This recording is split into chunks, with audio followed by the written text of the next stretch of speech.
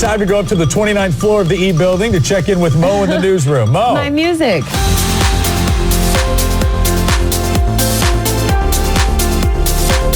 Maureen was the enthusiastic beating heart of our organization. There was just something about her. She started explaining everything, and there was just this tone in her voice. It was, "What's up? Hey, how's it going?" I can still see her walking down the hallway when she would see me first thing in the morning and say, "Oh, hey, Allison." You always knew when Maureen was coming, from her walk to that booming voice to that laugh that just vibrated your chair. That laugh. Oh, her laugh, Her too. laugh was infectious. It lit up the room. You could hear her down the hall. No matter what you were doing, you would stop and you would laugh along. There are myriad things I'm gonna miss about Maureen. Her kindness, her smile. But if I have to be really specific, the thing I'm gonna miss is that when a news story breaks, she is always the first person I want to talk to about it.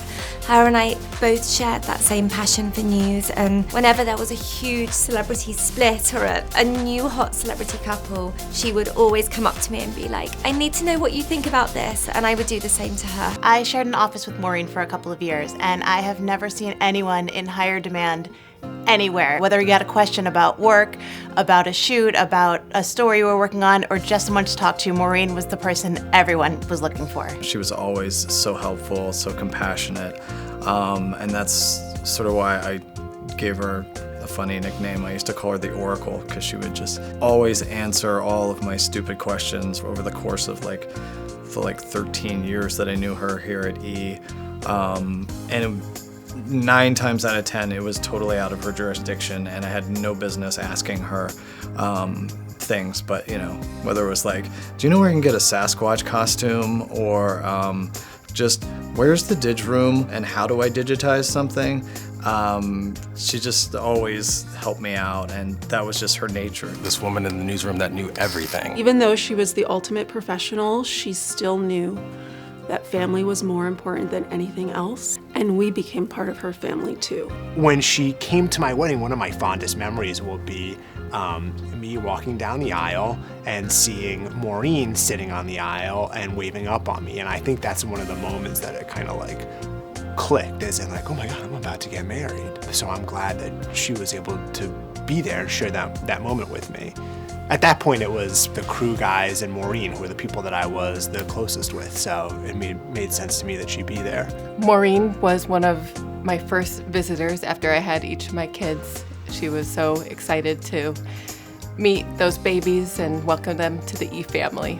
Maureen and I got along well in most categories, but not in sports. It was ugly. She being the big Boston fan and I being from New York, and we would go at it quite a bit. The only thing that we ever agreed on was the greatness of Andy Pettitte, who was a Yankees pitcher.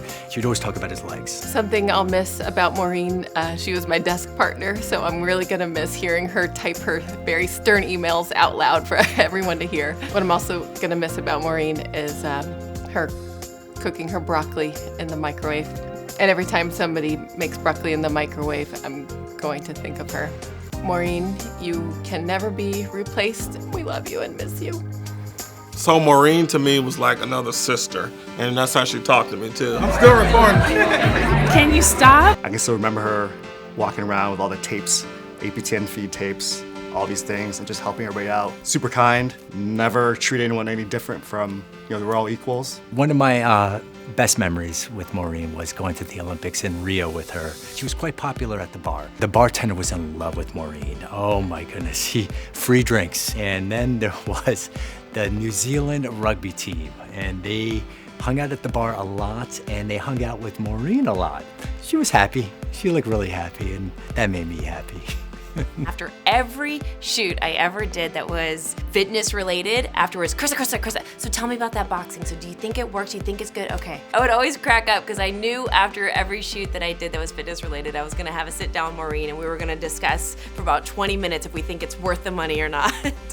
One of my favorite memories that we did was one time we went to go do this night run. It was a 5K. It was actually, we were taking it serious. Tracy and I and Maureen and Amy Lamb were doing this, and we thought we were just gonna down some beers and maybe walk the 5K. And as we're lining up to the start, I'm literally mid-drinking my beer, and Maureen just gives me this look, and she's like, aren't we really gonna run this?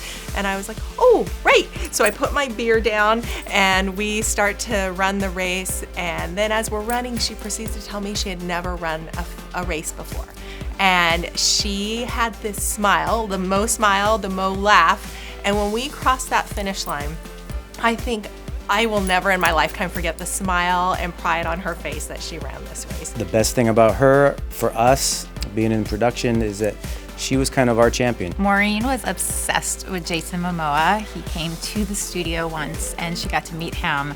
He also took his shirt off and threw it at us. And I will never forget the look on her face when that happened. You ladies all right there? Whenever our team, the booking team, would book Eric Decker or another football player, she would always come to my desk and be like, Leanne, we need to plan our outfits for the next day. Her love for the Patriots and my hate for the Patriots. We all know that Tom Brady was her main squeeze. She loved that guy. Every now and then you'd hear, and oh my God, she'd be like, Tom Brady stepped out in a scarf today. We all knew that Maureen loved Tom Brady, and if E!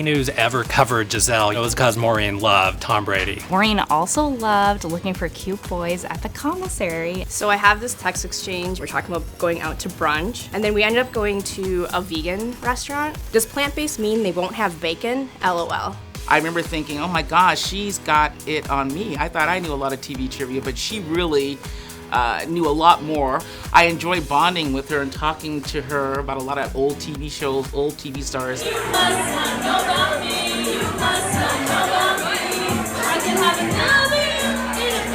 You would walk by Maureen's desk 1 minute and she'd be singing Mariah Carey, like to tune, but like super into it.